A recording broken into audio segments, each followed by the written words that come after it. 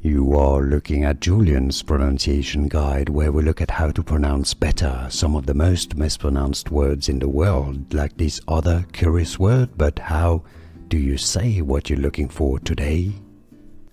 Let's learn how to pronounce the name of this alpine commune in Haute-Savoie. So it's a commune in the French Alps. The French pronunciation, Les Houches.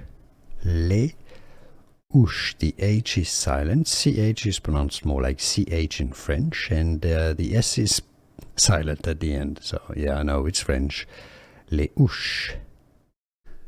Here are more videos on how to pronounce more confusing words and names too many mispronounced. Like this video if you found it useful. I appreciate your support. I'll see you soon, and thanks for watching.